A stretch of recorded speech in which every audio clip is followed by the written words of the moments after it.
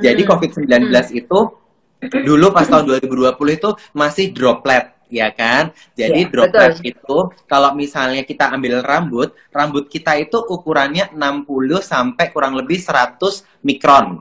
Nah, 60 sampai Mm-mm. 100. Droplet itu ukurannya adalah 5 mikron. Bayangkan Nah, seberapa kecilnya dari rambut. super. Nah, Mm-mm. dan sekarang ternyata tidak cuma droplet, bahwa COVID itu jatuhnya sudah airborne.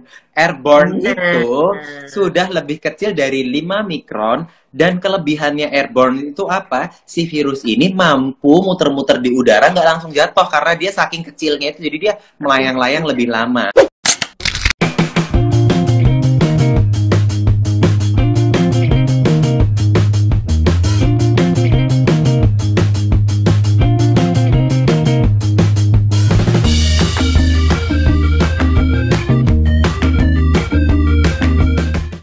Sebelum masuk ke videonya, jangan lupa untuk klik like, subscribe, dan nyalakan tombol lonceng notifikasinya.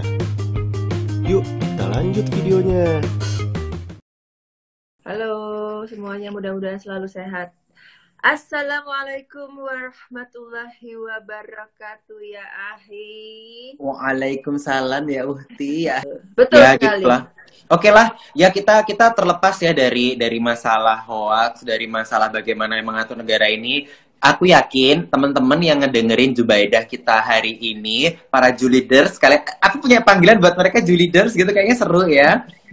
Para Juliders Budiman ini lebih pintar dari orang-orang Iya, yang iya, tidak betul, mendengarkan betul. Jubaidah kita hari ini. Aku berharap Iya, seperti harus itu. lebih pintar dong. Dan jadi nanti kita di sini kita bakal edukasi kalian tentang nggak hanya glutathione fungsinya terhadap COVID, tetapi secara keseluruhan COVID itu sebetulnya apa.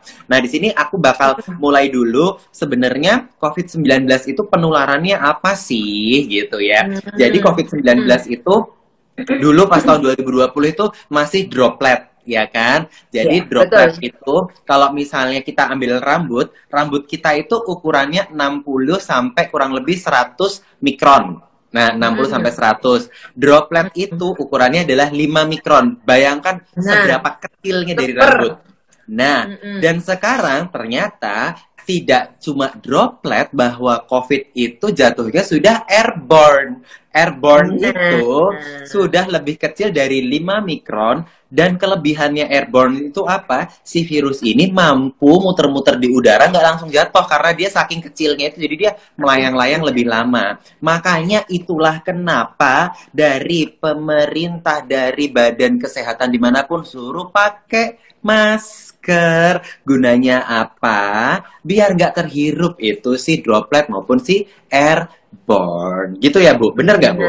nah, betul sekali. Jadi aku barusan baca tuh tadi sore nih, barusan katanya ada apa namanya, video yang viral gitu katanya. Jadi ada si apa namanya, pasien COVID gitu ya. Terus ada satu lagi orang yang nggak percaya COVID gitu katanya. Yang nggak percaya COVID itu tuh kemudian mendekat ke mulut si pasien ini, kemudian menghirup nafas yang keluar dari mulut dan hidungnya pasien. Kemudian si oknum yang menghirup ini konon katanya kemudian terinfeksi dan meninggal. Gitu. Oh, Jangan, iya. Kan yang bisa survive itu adalah manusia-manusia yang bisa beradaptasi. Dari zaman dulu begitu kan? betul. Nah, lagi Yang pandemi bodoh ya, itu ayo mati. mari Bener, kita bener. beradaptasi. Nah, gitu. Beradaptasi Kalau gimana aku caranya? sih Pakai kita masker, gitu. lala lili Bener. gitu. Benar. Nah, tapi kan mungkin banyak ini teman-teman yang bingung juga. Nah, sebenarnya itu gejala COVID itu apa aja sih, Beb? Kan soalnya kan yang varian Delta ini beda kan? Ya, betul. Jadi gini, COVID itu memang apa namanya, punya reseptor gitu. Ya, si COVID itu intinya adalah dia itu akan nanti nempelnya tuh di S2 reseptor kayak gitu. Yang mana S2 reseptor itu ada di ATE. banyak Kalau banget S nanti organ. mereka dipikirnya S Oh pong-pong. ya, ACE ya, ACE reseptor gitu ya. Itu tuh ada di banyak banget organ. Memang yang paling banyak reseptornya itu di saluran nafas. Maka itu duluan kan biasanya dominan terkena Betul. itu dulu tuh saluran nafas. Kedua tuh ada dia di saluran pencernaan. Dia kemudian ada juga di pembuluh darah. Ada juga di kulit gitu. Makanya gejala dari COVID-19 ini bervariasi banget. Rata-rata memang awalnya pasti Batuk, ya kan? pernapasan. Batuk, mungkin pilek, gangguan pernafasan, ada sedikit sesak gitu kan. Tapi jangan salah, ada juga yang diare, muntah-muntah gitu kan, demam ya. Kemudian ada juga kemerahan di kulit. Dulu kan pernah ya ada yang heboh Kayak Dewi Persik. Dewi Persik. Iya, ya kan merah-merah, fresh itu. Nah itu karena reseptornya itu memang ada di banyak organ, makanya bisa menyerang juga banyak faktor. Jadi jangan sekarang kayak omongan orang konyol yang bilang, oh sekarang apa-apa di-COVID-kan, apa-apa di-COVID-kan. Jangan ngomong kotor deh, tolong. Nah, jangan ngomong kotor Anda. Jadi bener. Sekarang gini aja loh. Coronavirus, COVID ini kan berawal dari coronavirus, ya kan? Coba deh diinget-inget yang pada sudah punya anak, pas kalau anak-anak misalnya lagi musim batuk pilek zaman dulu sebelum COVID, itu kan biasanya mencret juga mereka, ya kan? Terus kadang mereka jadi biduran juga. Ya kita pakai otak sehat aja, akal sehat gitu loh. Anak-anak kecil yang zaman dulu, yang kalau misalnya pas masih corona itu belum bermutasi jadi yang sekarang-sekarang ini, mereka biasanya kalau batuk pilek, mereka biasanya mencret juga. Yang mamah-mamah pasti ngerti nih, ya kan? Batuk pilek biasanya mencret juga, kadang kulitnya merah. Ya itu tadi. Bener, karena ACE reseptor itu ada di banyak area di tubuh kita, jadi nggak hanya pernapasan. Jadi kalau ada dokter, terus misalnya kamu datang dengan keluhan diare, terus dokternya curiga corona, itu bukan di COVID kan, tetapi lebih baik waspada daripada tidak tertangani, ya kan? Betul, daripada terabaikan. Kan diduga, kemudian dilakukan tes. Kalau memang negatif, ya pasti diomongin negatif gitu loh. Gak mungkin negatif terus dipositifin. Ya kayak gila amat, ngapain? Oke, jadi intinya mau apapun itu, prinsipnya adalah selama corona ini adalah 5M plus V. Nah, 5M itu apa? Mencuci tangan, memakai masker, menjaga jarak, menjauhi kerumunan, mengurangi mobilitas, dan vaksin. Udah 5M plus V gitu ya gitu. Nah, udah itu udah paling simpel. Nah, sekarang kita masuk ke topik bahasan hari ini. Mungkin Ibu Mita bisa menjelaskan jenis suplemen apa sih yang sebetulnya bisa dikonsumsi untuk menjaga daya tahan tubuh selama masa pandemi. Oke. Jadi kita mungkin ngomongnya bukan yang untuk menaikkan sistem imun ya, karena itu menurut aku bahasa yang agak-agak kurang tepat gitu. Absurd, ngapain betul. imun kita dinaikin, ngapain nanti kalau imunnya berlebihan malah autoimun, malah mumet, ya kan? Betul. Imunnya itu dijaga, maintenance. Apa sih kalau bahasa di jurnal, maintaining immune system. Dipertahankan. Gitu kan? Menjaga, iya betul. Dijaga tetap dalam kondisi optimal. Nah itu memang di beberapa jurnal sudah banyak banget yang mengemukakan gitu ya, bahwa ada memang beberapa suplemen-suplemen yang krusial untuk kita bisa konsumsi, yang berguna untuk membantu supaya daya tahan tubuh kita itu bisa berfungsi dengan optimal. Ada beberapa nih ya. Mungkin teman-teman yang rajin baca, yang rajin mencari dari sumber-sumber yang kredibel udah hafal, ya kan? Ada vitamin C, vitamin D, ada zinc juga gitu. Tapi ternyata nggak hanya itu aja, ada beberapa hal lain yang mulai diteliti. Oh ternyata ini punya efek bagus. Salah satunya adalah glutathione. Oke. Iya. Nah jadi sebenarnya apa sih peran glutathione itu dalam melawan si COVID? Jadi gini.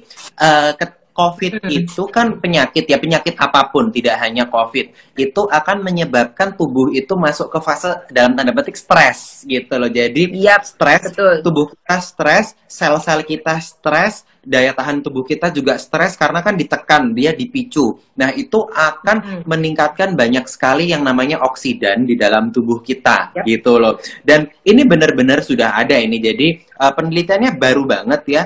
2020 dipublish 14 Juli 2020 di jurnal antioksidan. Jadi judulnya itu adalah The Role of Glutathione. Jadi fungsi glutathione sebagai proteksi terhadap respon imun berlebih yang disebabkan oleh COVID-19. Karena kan kita tahu bahwa COVID-19 itu memang memacu terjadinya reaksi peradangan di dalam tubuh kita. Dan ternyata ketika kita terinfeksi COVID itu memang jumlah kadar si glutathione di dalam, karena glutathione itu sebelumnya memang ada di dalam tubuh kita secara natural gitu loh. Nah, Ya, ketika betul. kita kena si COVID ini itu bisa yang anjlok banget, dan disitulah sebetulnya suplementasi glutathione akan sangat berguna untuk menggantikan dan untuk mengurangi defisit si glutathione karena Ya, stresor si glutathione-nya. COVID-nya itu tadi gitu. Betul. Jadi memang di beberapa penelitian juga disebutin ya, mana nih aku tadi sampai nyari juga apa namanya,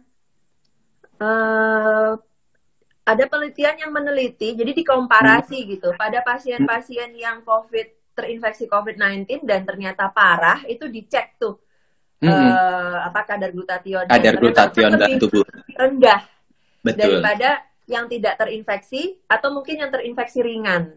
Gitu. Ya, benar ya. Ada di penelitian benar. tahun 2020 Ada. nih,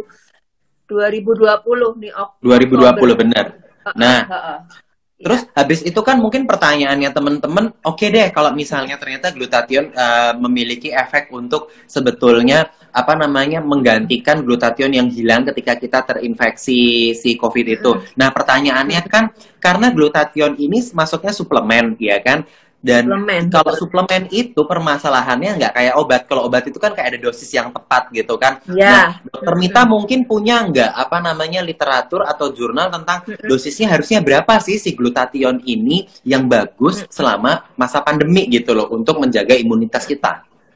Nah, kalau kita ngomong untuk menjaga imunitas supaya berjalan dengan baik, maka kan kita mengkonsumsinya sebelumnya ya. Jadi nggak terinfeksi terus baru minum, tapi sebelumnya sebagai prevensi. Sebelumnya, betul. Ya kan, sebagai prevensi. Itu dikatakan untuk dosisnya bisa sampai maksimal 500 mg per hari.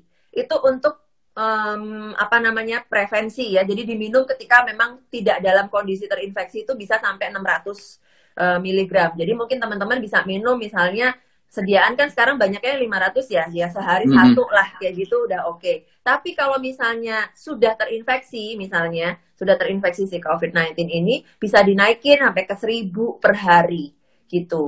Jadi bisa 2 gitu sehari jatahnya jadinya 2 kapsul. Atau ada juga yang bilang 1000 sampai 2000 mg glutathione per hari. Kalau sudah terinfeksi ya, bukan untuk prevensi.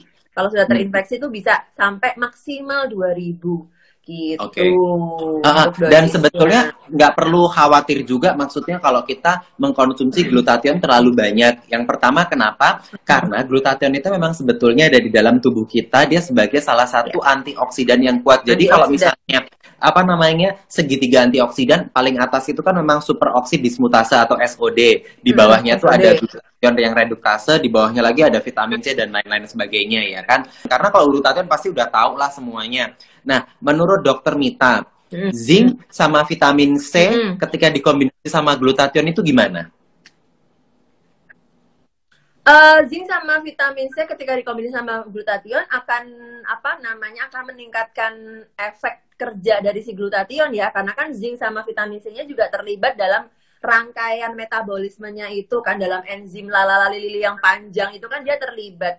Jadi ya enhance ya jatuhnya. Makanya beberapa suplemen itu juga menggabungkan vitamin C di dalamnya, ada juga zincnya gitu, ada ALA ya kan? Oh iya, alpha lipoic acid. Ada ALA-nya. Alpha lipoic acid. Nah, itu apa tuh, Bapak Diki? Nah, jadi alpha lipoic acid atau si ALA ini dia itu memang salah satu ya tadi kalau misalnya ingat segitiga antioksidan itu ALA itu masuk di dalam segitiga itu. Jadi memang paling atas SOD, bawahnya ada glutathione, terus bawahnya lagi ada ya macam-macam vitamin C, terus habis itu salah satunya juga ada ALA.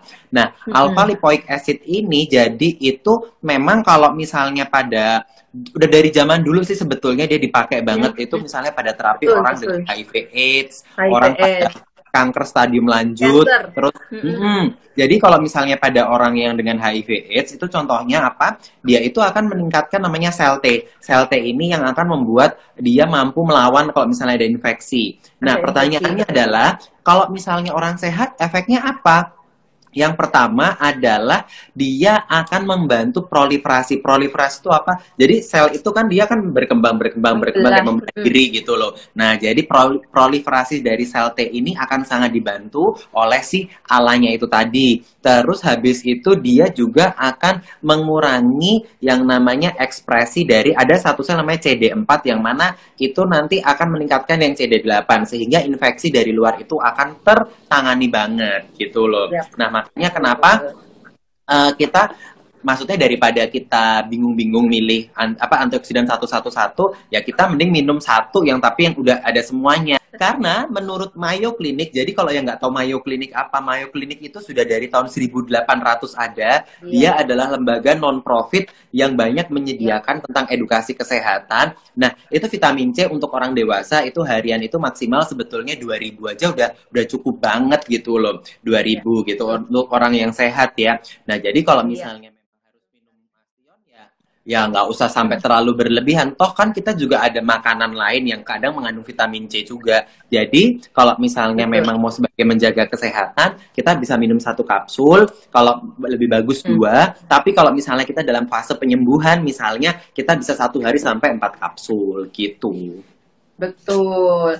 Dan sebenarnya ini sedikit melenceng dikit dari glutathione tentang vitamin C. Teman-teman, nggak usah terlalu gumun. Nggak usah terlalu gumun dengan kadar vitamin C yang hebring banget megados gitu. Nggak perlu sampai segitu-gitunya amat gitu. Nggak perlu gitu loh. Kalian buang-buang duit aja. Kalau yang ada dibuang kan berlomba-lomba, kan sekarang kayaknya kan berlomba-lomba makin gede-gedean vitamin C tuh kayak makin hits gitu ya. Padahal kan ya enggak juga gitu. Benar. Ngerasa nggak kalau kalian minum vitamin C-nya kebanyakan di tabletnya itu terus pipisnya jadi pesing banget warnanya kuning gitu ya. Itu tandanya memang dibuang. Kalau kelebihan tuh memang ya sudah dibuang aja gitu. Jadi nggak usah terlalu yang wah harus segini berapa ribu sehari, apalagi tadi ya 1000 miligram per 1 jam ya itu rodo-rodo kalau itu ya jangan diikuti gitu. Iya, jadi apa ya? Kalau misalnya memang teman-teman mau pada pinter, itu ya memang kalau misalnya membuka literatur, itu literaturnya dari yang jelas. Contohnya kalau misalnya teman-teman mau cari literatur, misalnya mencari suplemen ini bagusnya berapa ya hariannya, buka aja itu situsnya Mayo Clinic, MAYOCLINIC, mayoclinic.com. Nanti teman-teman klik aja di situ, misalnya ketik glutathione, klik vitamin C. Di situ sudah ada edukasinya semua gitu loh. Jadi nggak perlu terlalu kayak gumunan heboh banget kayak begitu. Maksudnya kita ingat kita tuh kan setiap hari makan juga, makanan kita itu kan juga mengandung ada vitaminnya, ada mineralnya dan gizi-gizi lainnya. Jadi kalau kamu memang masuk ICU, kamu nggak bisa makan, kamu harus diinfus. Nah itu baru itu beda perkara. Beda perkara. Tapi kalau kamu masuk ICU, kamu nggak bakal nonton Jubaida hari ini gitu loh. Gitu ya, jadi gitu loh. Jadi Jubaedah ini kita bener-bener pilih gitu loh. Mana memang obat atau mana yang suplemen yang bisa memberikan kita jurnal atau bukti gitu loh. Kalau memang tidak ada ya kita tidak maju gitu loh. Kenapa? Karena semua harus berbasis bukti dan salah satunya kenapa kita mau berbicara tentang si glutathione karena ternyata ini ada nih jurnal yang dari tahun yang infectious disease yang ACS ya.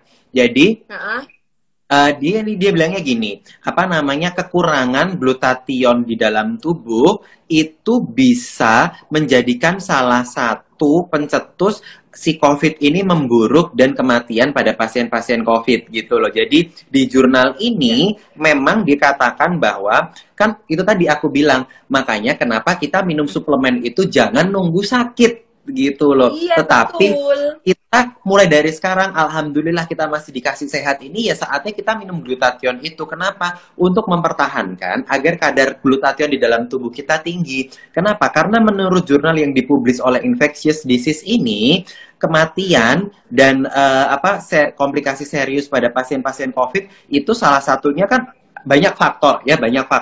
Nah, dia ngambil salah satu faktor itu yang dibahas adalah kekurangan glutathione di dalam tubuhnya. Berarti kan dia endogen, defisiensi glutathione endogen. ya kan bahasanya ya.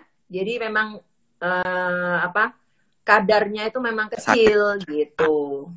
Ya, jadi belum sakit. Nah, itu harus konsumsi glutathione dulu gitu. Jadi jangan nunggu sakit lah apa-apa gitu.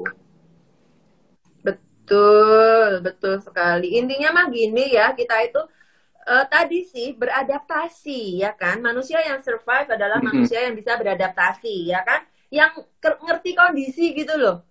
Oke, kita sambil berjurit, kita buka ini. Sekarang kita buka kolom Q&A ya. Sudah ada pertanyaan, Bun? Masuk ke situ? Ada nih.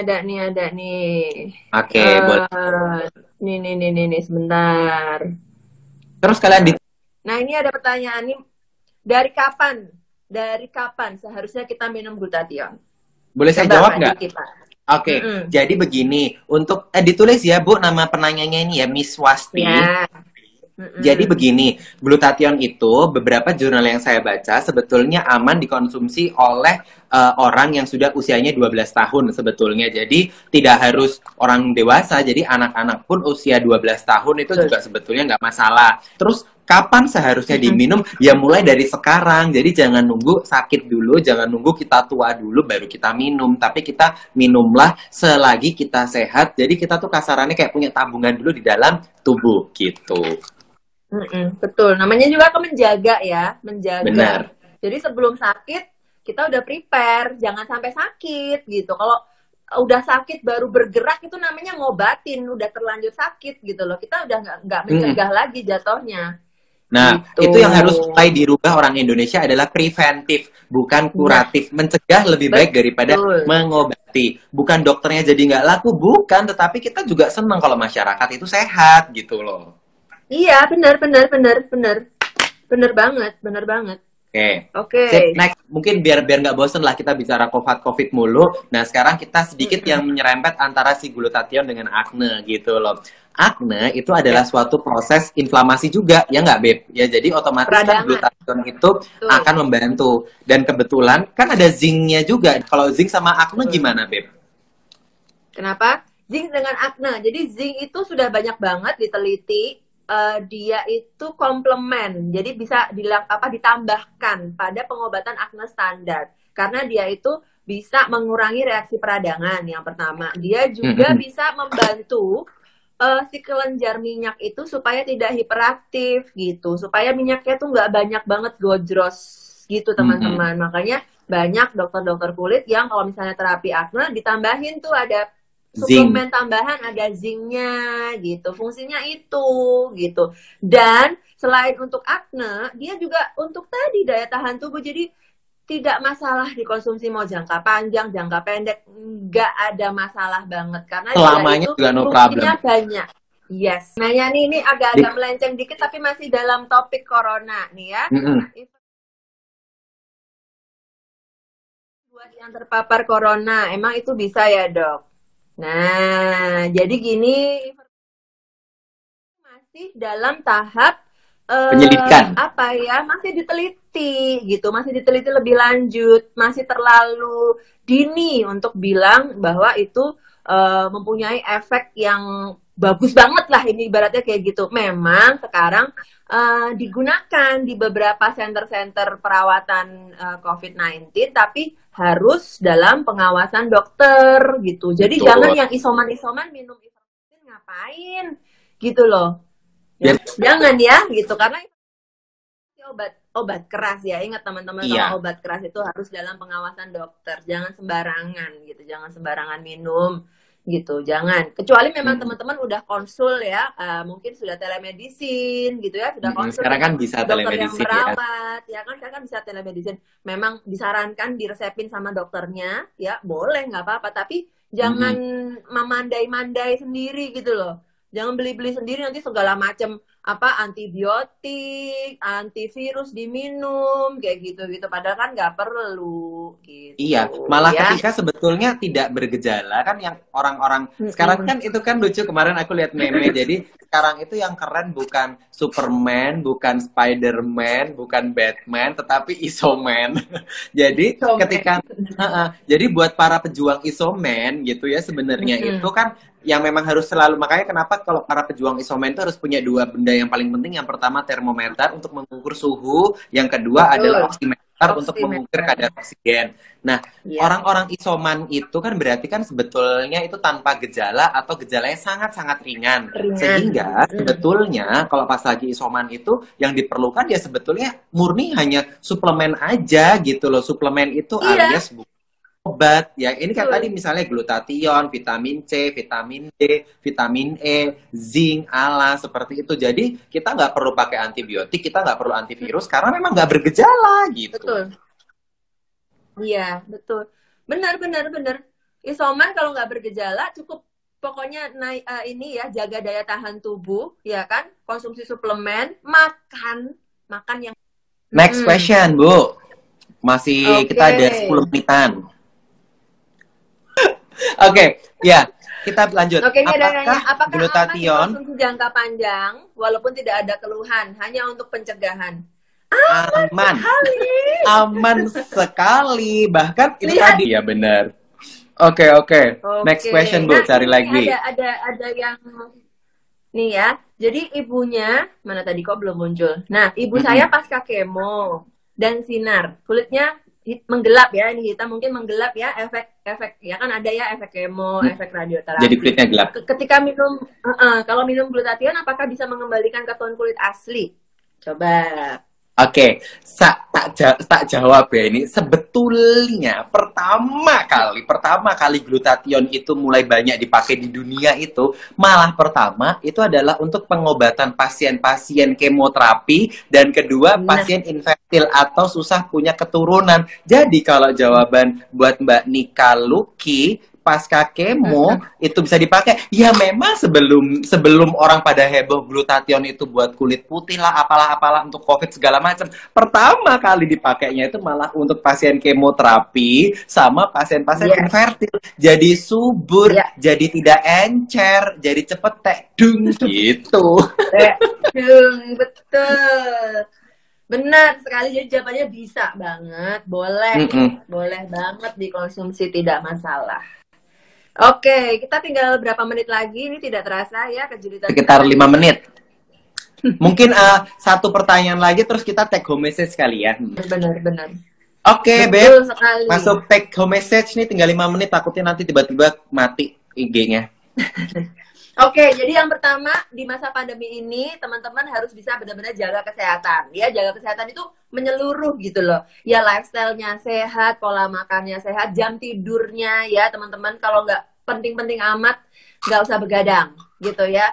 Jika tidak ada yang urgent untuk dikerjakan, usahakan tidur, benar-benar tidur yang berkualitas gitu. Kemudian tambahlah suplemen yang memang diperlukan ketika kita sedang menghadapi perang, dalam tanda kutip ini kita lagi perang kan, dalam wabah ini kan kita lagi berperang gitu. Jadi badan kita usahakan untuk benar-benar dalam kondisi prima gitu. Ada tambahan Bapak Diki? Ya, intinya itu tadi sih, sama sih. Jangan apa-apa itu nunggu pas sakit gitu loh. Jadi mumpung kita sehat, mumpung kita masih diberikan rezeki, yuk kita maksudnya sama-sama menjaga. Jadi yaitu salah satunya ikhtiar kita selain 5M dan 1V itu adalah mengkonsumsi suplemen, tapi suplemen yang benar, suplemen yang mendukung jurnal-jurnalnya ada, suplemen juga yang maksudnya itu bertanggung jawab. Intinya begitu. Jadi bukan yang karena lagi booming, heboh, bikin-bikin, terus tetapi bahan atau bahan bakunya tuh nggak bagus gitu. Jadi intinya itu tadi,